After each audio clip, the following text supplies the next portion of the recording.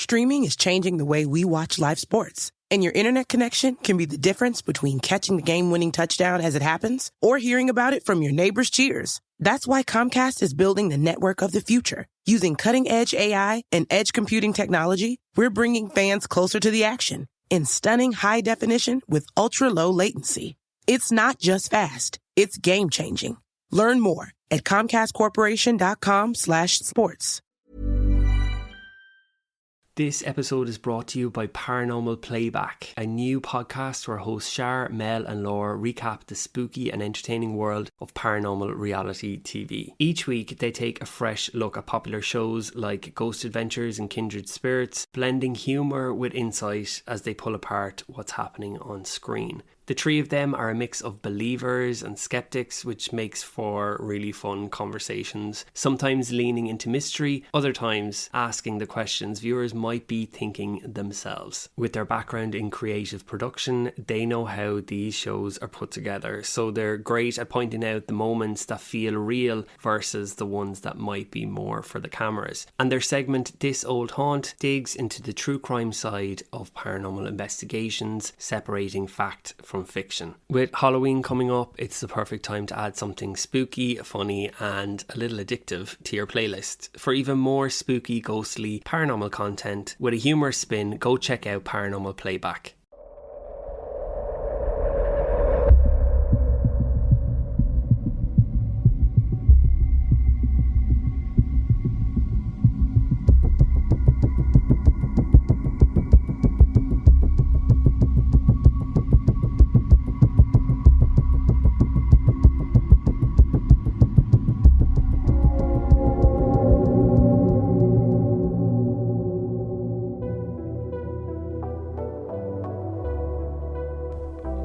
Hello and welcome back to another episode of Scary. If you happen to be new here, I'm Will, your host, and each week I narrate your real life paranormal experiences. And if you have one yourself that you'd like me to narrate on the show, you can send it to scaryaparanormalpodcast@gmail.com and it just might get made into a future episode. As always, before we get into our next paranormal experience, we need to thank our new Patreon subscribers who are KD, G, Rob Jones, Sarah B and Michaela Elizabeth Every. Thank you so much. And if you'd like to support the show and hear exclusive Patreon only episodes, you can follow the link in this episode's show notes or simply go to patreon.com/scaryaparanormalpodcast. This week we have 2 paranormal encounters, so let's get into our first encounter. I've been deliberating since I found your podcast whether to tell you my story. No one has ever believed me. Even the people who were with me when I experienced what I did. But I guess there can be no harm in it now.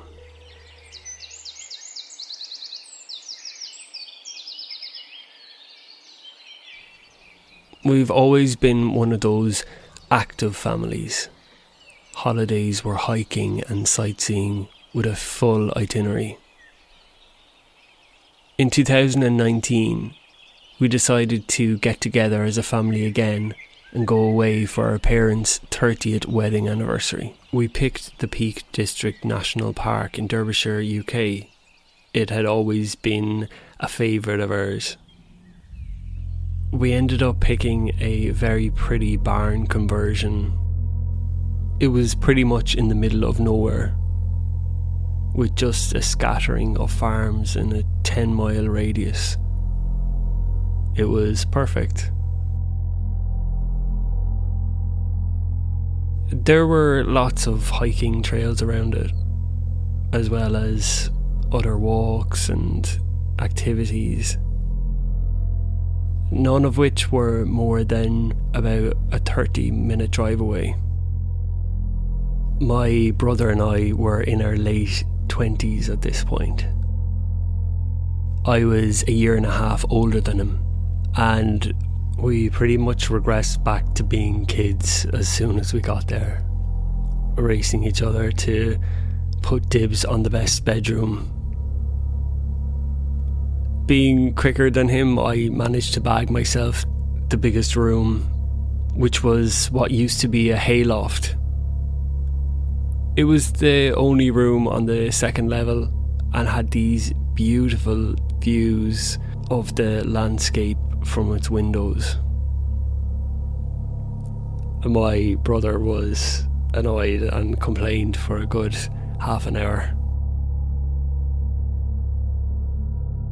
We got there quite late on the first day, so we walked to the local pub for a meal and came back to the cottage. At the time, I was pretty busy with my job, and though it annoyed my parents, I did a little work and went to bed just after everyone else. I really struggled to sleep that night. I'm pretty much a creature of habit and I like my own bed. Plus the door to my room rattled. I figured there must be a draft somewhere and told myself I'd check it in the morning. I put my headphones in and listened to an audiobook for the rest of the night. The next day we all went on a hike, and by the evening we decided to stay in and cooked at the place. We were all pretty much wiped after the hike. I went to bed early, hoping that I'd get a better night's sleep than the previous night. At about 1:15 in the morning, I woke up to the door rattling again. Realising I'd forgotten to check where the draft was coming from, I was too tired to get out of bed and tried to go back asleep. Just as I was dozing off, there was this loud knock on the door. I sat up and stared at the door in the darkness, and it didn't sound that windy outside at all, so the draft couldn't have been that bad, surely. I remember sitting for a few minutes with my eyes getting used to the low light, but it didn't happen again. If I'm honest, I didn't feel scared, just annoyed and reminded myself to check for the draft in the morning, which I promptly forgot to do. For the next 2 nights, the same thing happened at around the same time, and by now the broken sleep was getting to me a bit. I had taken a nap when we got back to the barn, which helped, but it meant that I wasn't tired when everyone else was, when it was time to go to bed, so I stayed up working, reading, or watching a bit of TV. The stairs to my room were in the open plan living area, and I could see the door from where I was sitting on the sofa. It didn't rattle, and there was no banging during the night, even at the time when I'd been woken by it the nights before. And there and then I made a mental note to absolutely check it out. I slept on the sofa and was well rested in the morning. We were out for most of the next day and had stopped for something to eat on the way back to the barn. When we returned, I remember hopping in the shower, and as I was going to my room, my brother smiled at me and asked if I was enjoying the best room in the house. There was this glint in his eye as he said it, and it twigged something. I bet it was him that had been rattling the door as sibling revenge. he couldn't have done it last night because I had fallen asleep downstairs.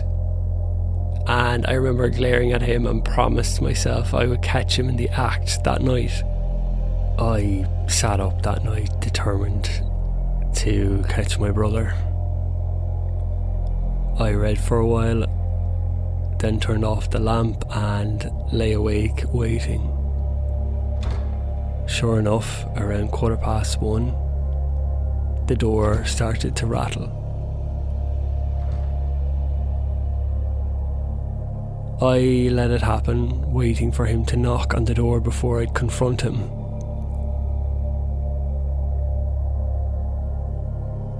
It happened once, and I quietly got up and sat on the edge of the bed. Then I remember the door rattling again, and there was another knock. So I shot up and threw the door open with a triumphant smile on my face, and the landing was empty, and the open plan area downstairs was dark. I remember checking the small area before the stairs outside my door, but there was nobody there. I was so sure that it had to have been my brother, but how could he disappear so quickly? I stood on the landing for a moment before I realised how cold and how heavy the atmosphere felt. It actually made me shiver, and I closed the door, making sure that the latch caught properly before I got into bed. I turned off the lamp and tried to sleep, but I just tossed and turned for about an hour before giving up and putting my headphones in, listening to my audiobook again. I couldn't even focus on what the book was about because I couldn't shake this weird feeling from the landing. It was like now something had entered into the room. I was definitely on edge. I closed my eyes and eventually let the talking kind of soothe me. Just as I began to relax, I was shaken. And by that I mean someone or something grabbed me by my shoulders and shook me. I could feel the heels of the palms on my collarbones and fingers gripping the back of my shoulders so clearly. And these hands were shaking me with force, pulling me up off the pillow and throwing me back down. It all happened so fast. I opened my eyes thinking that something was seriously wrong and my family were trying to wake me, thinking that I had fallen asleep when I actually hadn't. As soon as I opened my eyes, the shaking stopped, and there was nobody there. The room was dark, really quiet, and for a few seconds I remember feeling so shocked that I didn't react. And then this absolute fear bubbled up from my chest, and the room just felt completely wrong, as if it had someone staring at me intensely in the dark right in front of my face, but I couldn't see anything. Like something was there that wanted to harm me. That's the only way I can really describe it. I closed my eyes and buried myself under the duvet, terrified.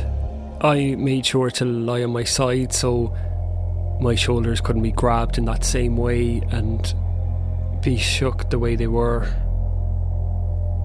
When something like that happens to you, the fear becomes so palpable. I could feel tears running down my cheeks before I'd even realised I was crying.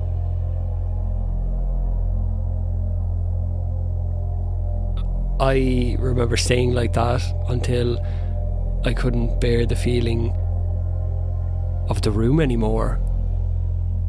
And whether I came to my senses or not, before I knew I had taken this massive leap out of the bed and rushed across the room and managed to close the door behind me.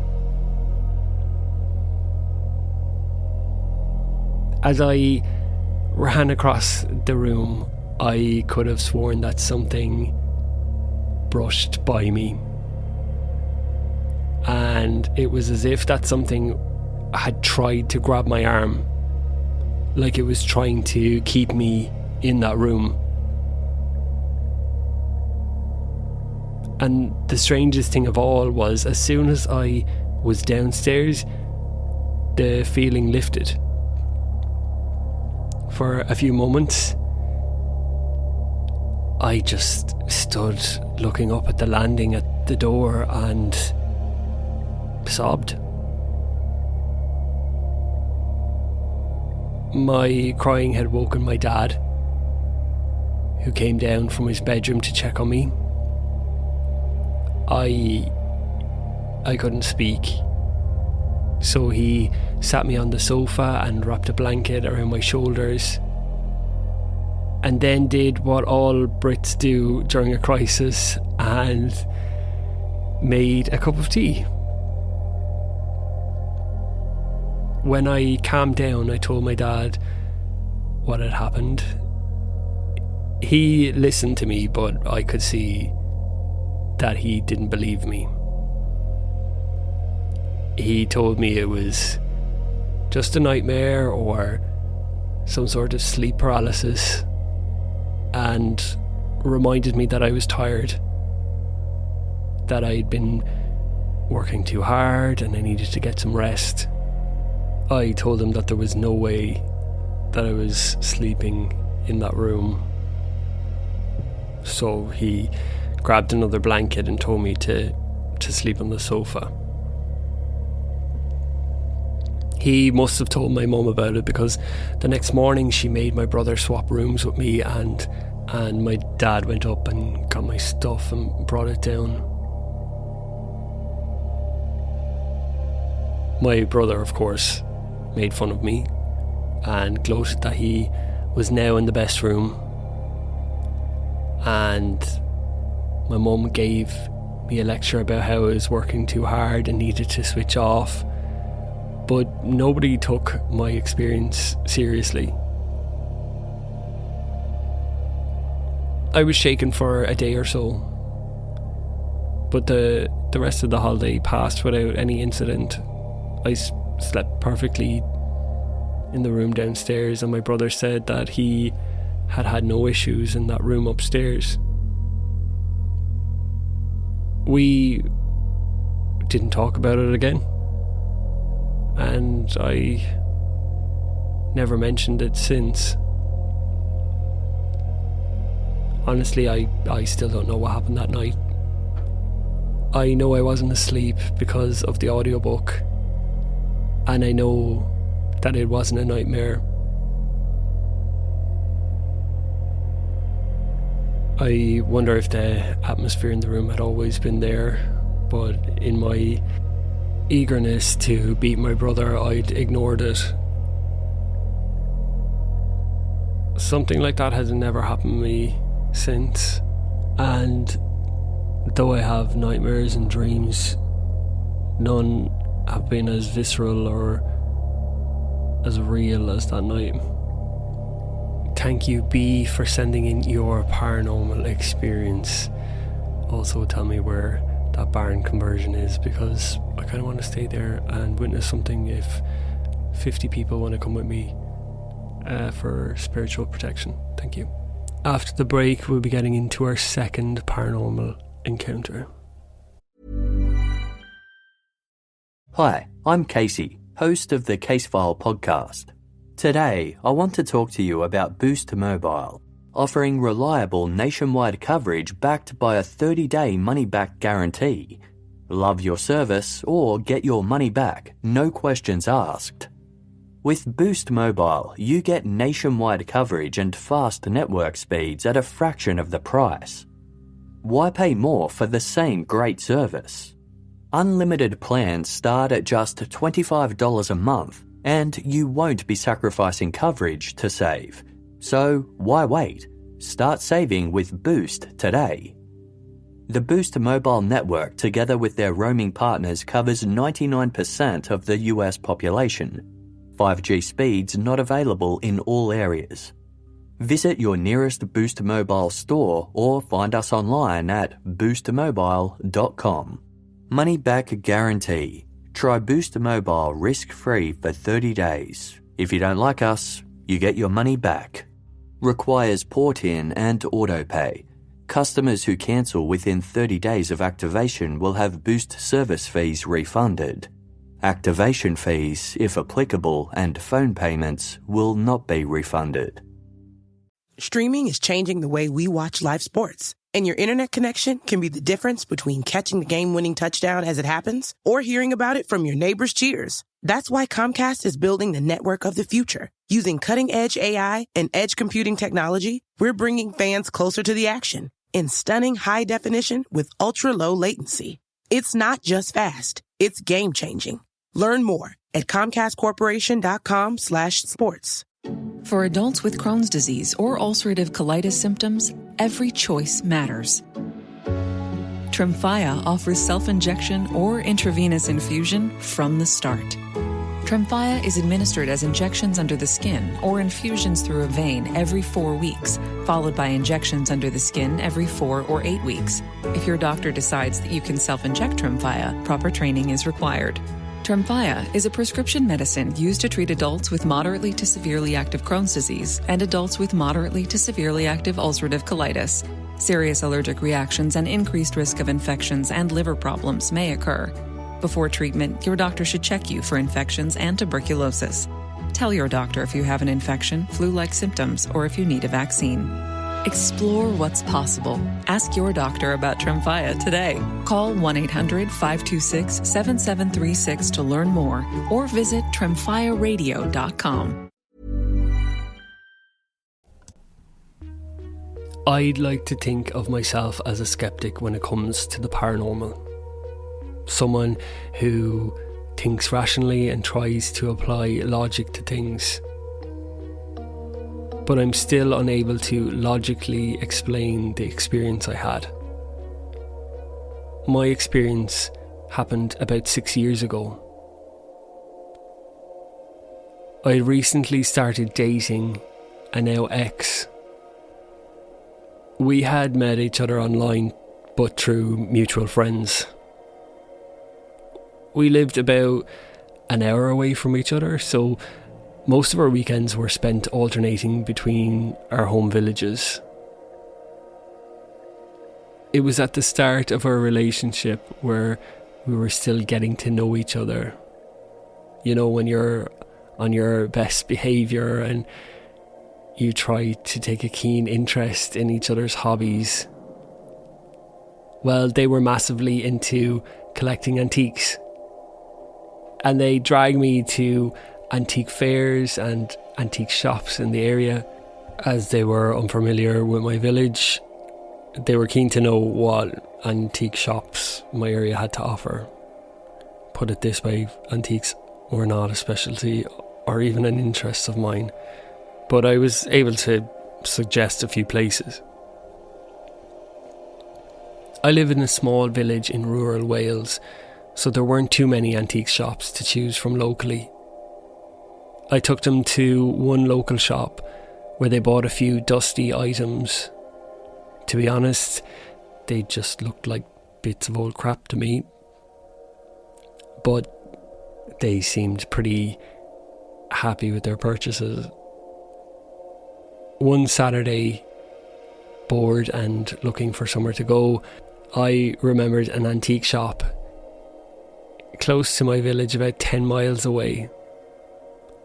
It was a shop I'd driven past before on many occasions, but I never had actually ever been in. So that Saturday we decided to visit.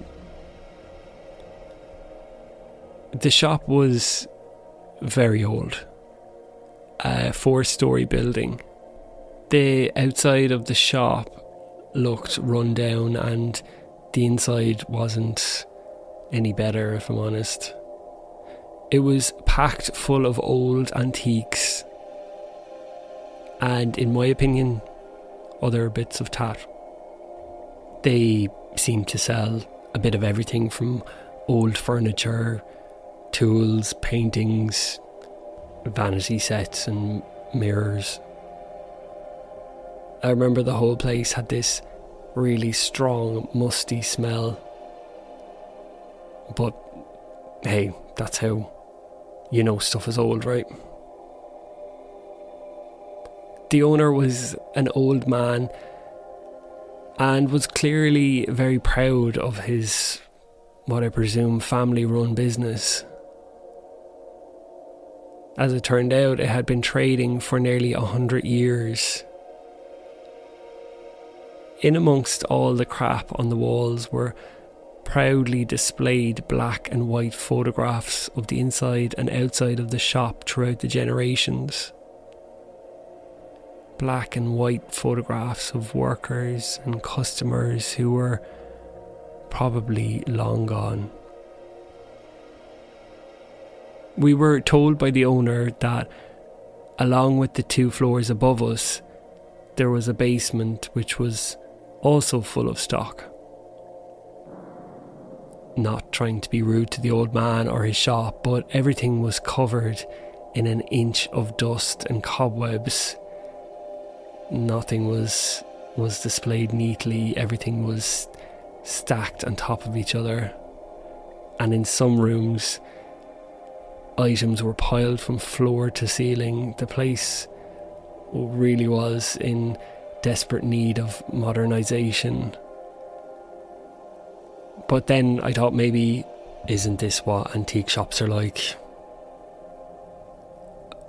We decided to look in the basement first, and the stairs leading down to the basement were just old stone steps with just a rope for a handrail. The guy that owned it wasn't very health and safety conscious. The basement had stone walls and a stone floor, and it was absolutely freezing. Similar to the first floor, it was packed with dusty old items. There didn't seem to be anything interesting in the basement.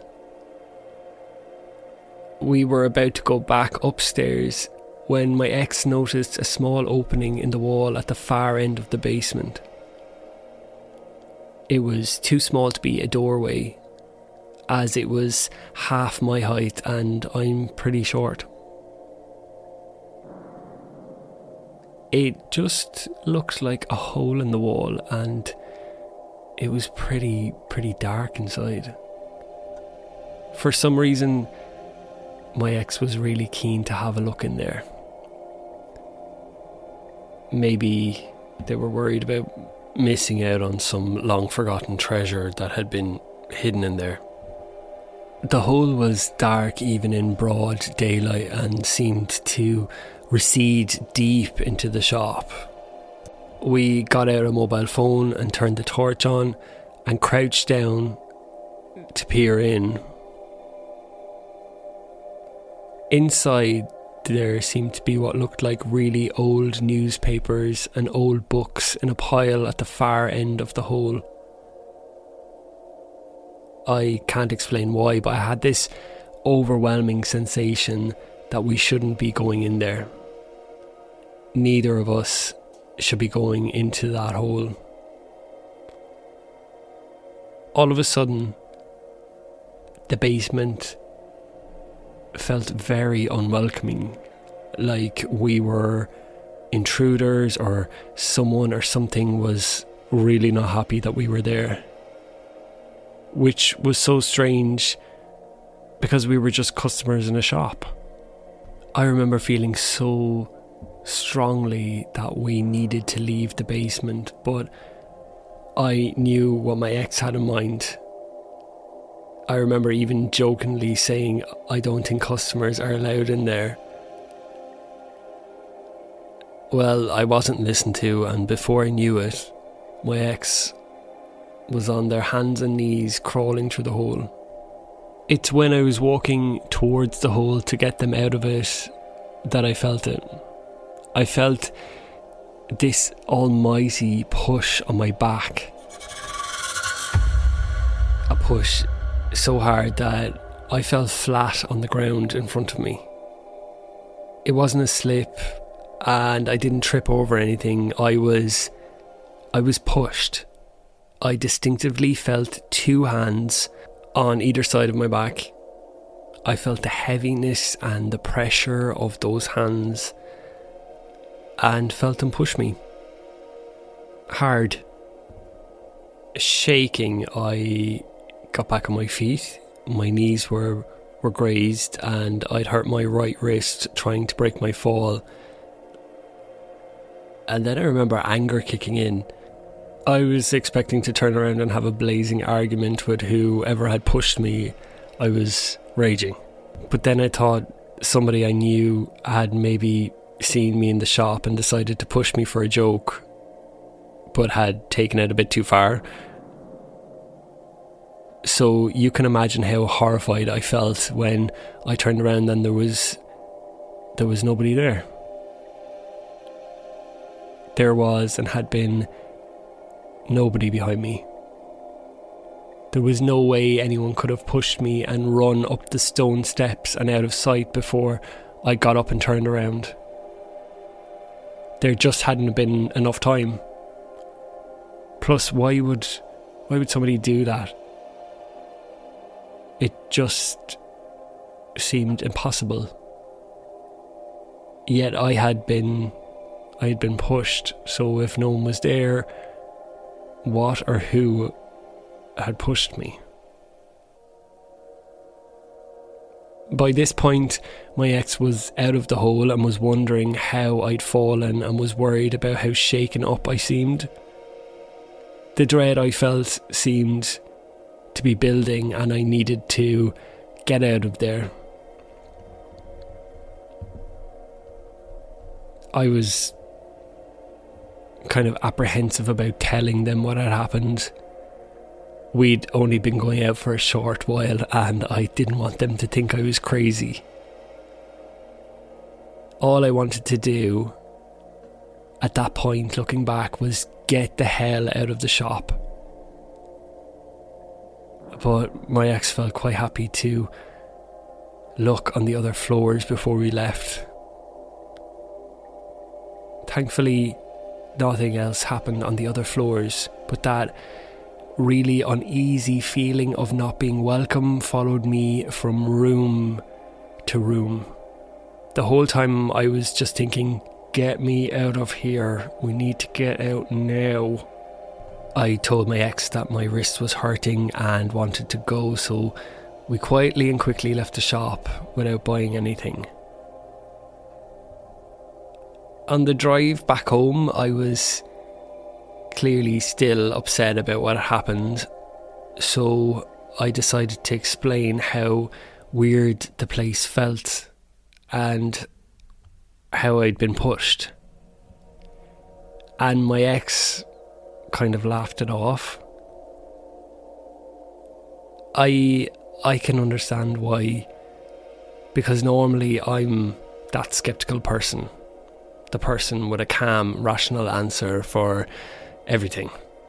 But this time, not so much. They thought that I must have tripped over something, but I knew that that wasn't the case. I felt two hands in between my shoulder blades push me, and I had injuries to prove it.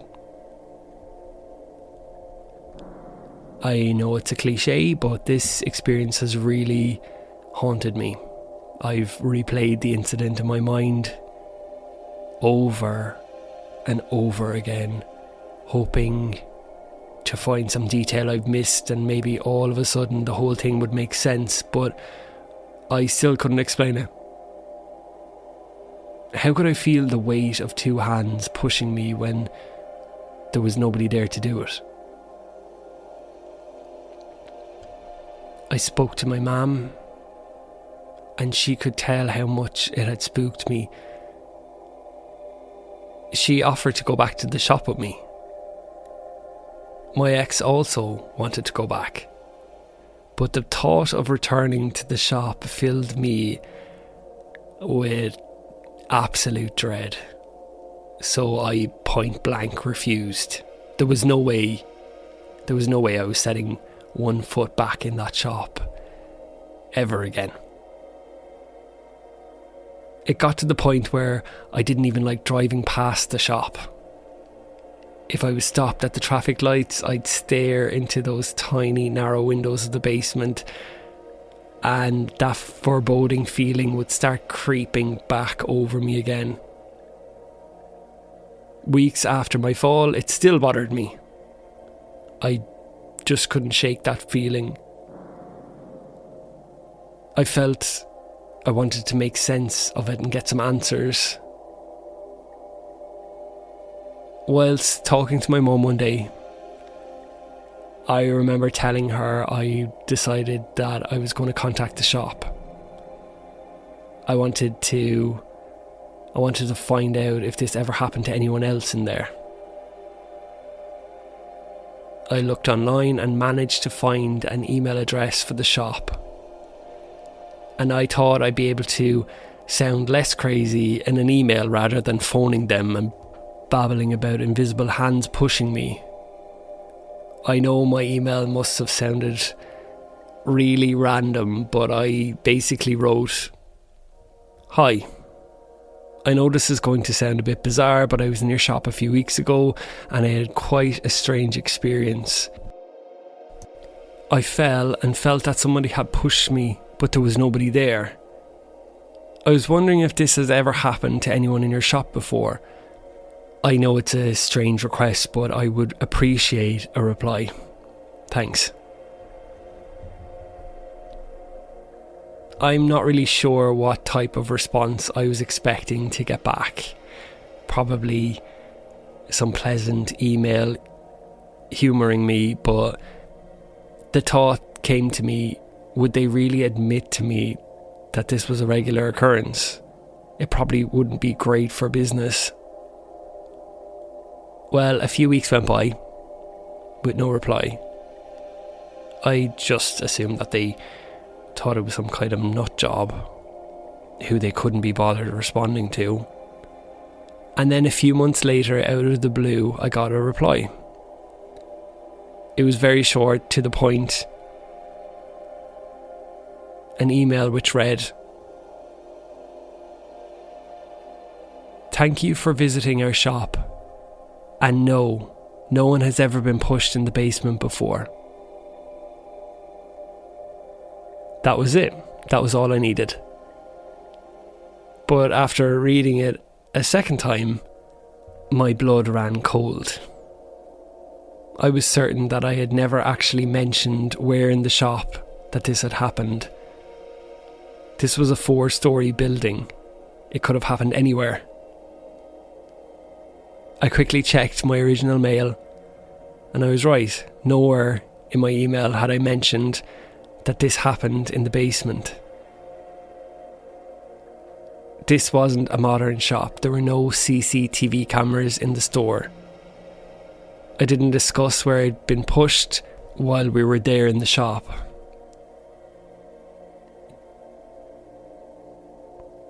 And afterwards, we continued to look on all the floors before leaving. So if you think about it, how the hell did he know I was pushed in the basement? This email reply left me with more questions than answers. Questions I'm still puzzled about to this day. The shop closed down shortly afterwards. I'm not saying my incident had anything to do with its closure, but the closure left me with questions I may never get answers to. Like, had this happened to other people in that shop? Did the owner know about these incidences? Was there something strange in that hole that we weren't meant to see? And more importantly, what the hell was in the basement? Thank you to Katie for sending in her paranormal experience. I don't know how comfortable I am with 2 paranormal experiences of physical contact between a spirit and a living being. It's just too much in one go. Thank you so much for listening to this episode. There will be a Patreon episode out this weekend, so stay tuned to that if you are a member. Don't forget to press that follow button so you don't miss any future episodes, and join me next time for another episode of Scary.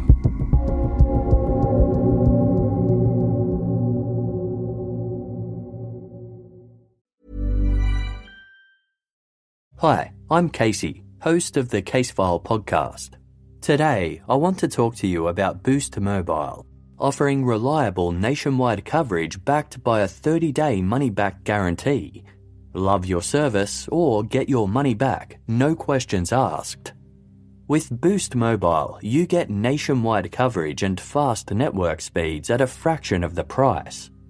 Why pay more for the same great service? Unlimited plans start at just $25 a month, and you won't be sacrificing coverage to save. So why wait? Start saving with Boost today. The Boost mobile network, together with their roaming partners, covers 99% of the US population. 5G speeds not available in all areas. Visit your nearest Boost Mobile store or find us online at boostmobile.com. Money back guarantee. Try Boost Mobile risk-free for 30 days. If you don't like us, you get your money back. Requires port-in and autopay. Customers who cancel within 30 days of activation will have Boost service fees refunded. Activation fees, if applicable, and phone payments will not be refunded. When it comes to what your family eats and drinks, you know your choices matter. You're the expert because you know what fits your life. And getting it right starts with good information. That's why America's beverage companies are sharing more information about our ingredients at goodtoknowfacts.org.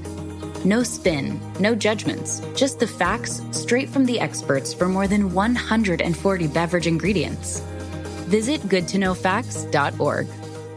Streaming is changing the way we watch live sports. And your internet connection can be the difference between catching the game-winning touchdown as it happens or hearing about it from your neighbor's cheers. That's why Comcast is building the network of the future. Using cutting-edge AI and edge computing technology, we're bringing fans closer to the action in stunning high definition with ultra-low latency.